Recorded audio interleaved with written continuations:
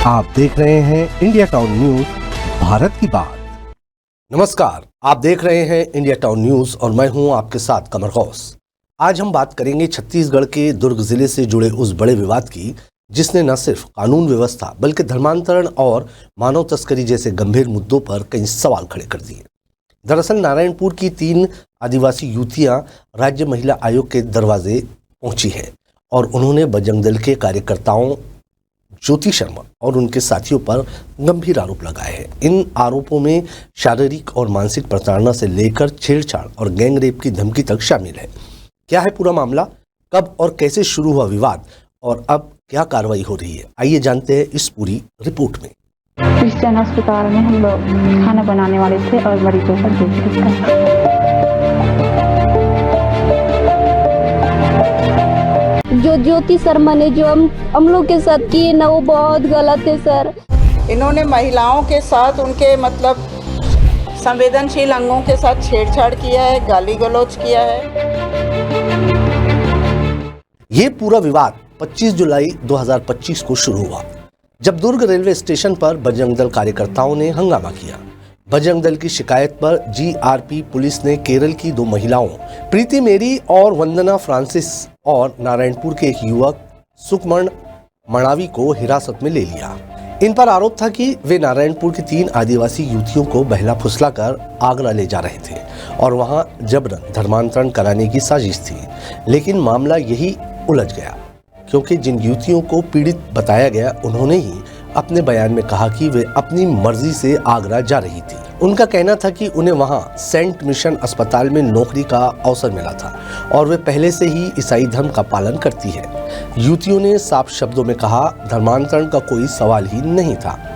इसमें तो ये बात आ रहा था सामने कि भाई आप लोगों को नन लोग लेकर गए हैं और उनके ऊपर एक आरोप लगा कि मानव तस्करी का आरोप था। आप लोगों को बेचने ले जा रहे थे क्या? नहीं सर, ये सब गलत है, गलत अफवाह फैलाए हैं। अच्छा, किन लोग फैलाइए? ज्योति शर्मा ने। ज्योति शर्मा ने। ज्योति शर्मा, ये कौन है ज्योति शर्मा? बजरंग दल की है। ज्योति शर्मा क्या थी वो ज्योति शर्मा? उसको मारी थी मैम और उसको जबरदस्ती बोली थी कि तू जबरदस्ती आई हूँ बोल के बोली थी मैम। अच्छा, ये सारी बातें हुई थी क्या? जी, कि जबरदस्ती किए। अच्छा, मतलब नन लोगों के ऊपर झूठा आरोप लगा दिया। जी, और हम लोग को बहुत गंदे गाली दिए थे सर। मैडम मतलब ज्योति शर्मा हम लोग को जबरदस्ती कर रहे थे, अगर तुम लोग नहीं बोलोगे तो मैं तुम्हारे भाई को और नन मैम को जेल में डाल दूंगी और बहुत मारूंगी बोल के धमकी दे रहे थे। और पुलिस लोग थे लेकिन कुछ नहीं कर रहे थे हम लोग। युवतियों ने यह भी आरोप लगाया कि बजरंग दल के कार्यकर्ताओं ने उन्हें मारपीट कर अपमानित किया। इससे पहले भी वे नारायणपुर पुलिस अधीक्षक कार्यालय में लिखित शिकायत दर्ज करा चुकी है, लेकिन कार्रवाई नहीं हुई। अब वहीं पीड़िताएं राज्य महिला आयोग पहुंची और न्याय की गुहार लगाई। देखिए, मेरे पास जो जानकारी है उसके हिसाब से आवेदिकाएं आ चुकी हैं। अनावेदक गणों ने आने से इनकार किया है, तो हमारी जो प्रक्रिया है उसके तहत हम थाना के माध्यम से उनको अगली सुनवाई की सूचना देंगे। इन्होंने महिलाओं के साथ उनके संवेदनशील अंगों के साथ छेड़छाड़ किया है, गाली गलौज किया है और पुलिस वालों की उपस्थिति में किया है और गैंग रेप की धमकी भी दिया है। ये आरोप है हमारे पास उनके खिलाफ। ज्योति शर्मा, रवि निगम और रतन यादव और उनके साथ थाना प्रभारी दुर्ग। महिला आयोग की सुनवाई के दौरान युवतियों के परिजनों ने भी गंभीर आरोप लगाए। परिजनों ने कहा कि उनकी बेटियां उस घटना के बाद से लगातार डरी हुई है और मानसिक सदमे में जी रही है। उन्होंने आयोग से मांग की कि ज्योति शर्मा और उसके सहयोगियों पर सख्त कार्रवाई हो और एफआईआर दर्ज की जाए।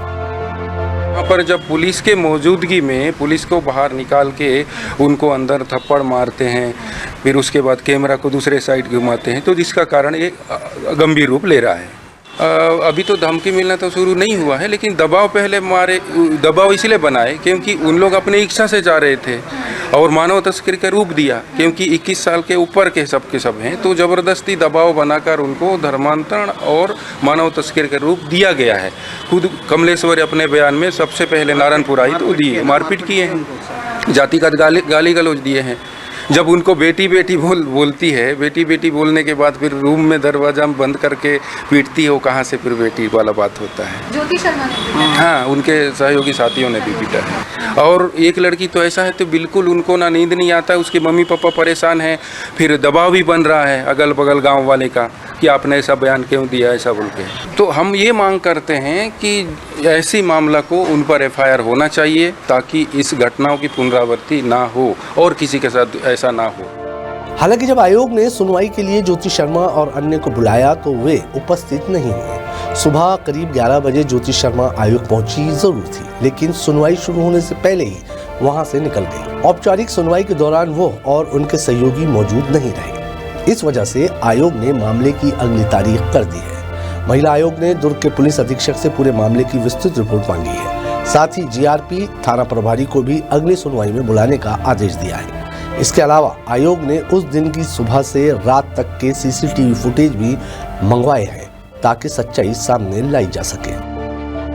मंडावी में हम लोग दुर्ग में जो हमारे साथ दुर्घटना हुई उसको लेकर हम रायपुर महिला आयोग में गए थे। उसके बाद वहाँ हमारे से पूछताछ हुई कि दीपिका सॉरी पूछी कि तुम लोग चर्च जाते हो कि नहीं पूछी, तो हम लोग बोले हाँ हम लोग जाते हैं बोले।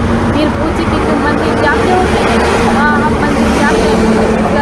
वो पूछी कि तुम हिंदू धर्म को मानती हो, तुम लोग चर्च क्यों जाते हो बोली। उसके बाद फिर बोलती है मस्जिद क्यों नहीं गए आप लोग, ऐसा बोलती है। हमको ये वर्ड अच्छा नहीं लगा, इसलिए हम निष्पक्ष जांच करने की मांग करते हैं। अब ये मामला धीरे धीरे कानूनी और राजनीतिक रंग भी लेने लगा है। एक तरफ बजरंग दल का दावा है कि वे धर्मांतरण रोकने की कोशिश कर रहे थे, तो दूसरी तरफ पीड़िताओं का कहना है कि उन पर झूठे आरोप मढ़े गए और असल में उन्हें प्रताड़ित किया गया। अब सवाल ये है कि क्या वास्तव में ये धर्मांतरण का मामला है या फिर निर्दोष युवतियों को राजनीतिक एजेंडे के तहत फंसाया जा रहा है। और सबसे अहम, पुलिस की मौजूदगी में अगर महिलाओं के साथ छेड़छाड़ और धमकी दी गई तो जिम्मेदार कौन है। महिला आयोग ने साफ किया कि दोनों पक्षों को सुनने के बाद ही निष्कर्ष पर पहुंचा जाएगा। अगली सुनवाई करीब 15 से 20 दिनों बाद तय की जाएगी। तब तक इस पूरे मामले पर सबकी निगाहें टिकी रहेगी। तो दर्शकों, ये था छत्तीसगढ़ के दुर्ग से जुड़ा धर्मांतरण विवाद, जहां एक तरफ धर्मांतरण और मानव तस्करी के आरोप है तो दूसरी तरफ शारीरिक मानसिक प्रताड़ना का दर्द भी। अब देखना यह होगा कि राज्य महिला आयोग इस मामले में कितना निष्पक्ष और सख्त फैसला लेते हैं और क्या पीड़िताओं को वाकई इंसाफ मिल पाता है। आज की इस खास रिपोर्ट में फिलहाल इतना ही। मुझे दीजिए इजाजत और आप देखते रहिए इंडिया टाउन न्यूज, भारत की बात। नमस्कार।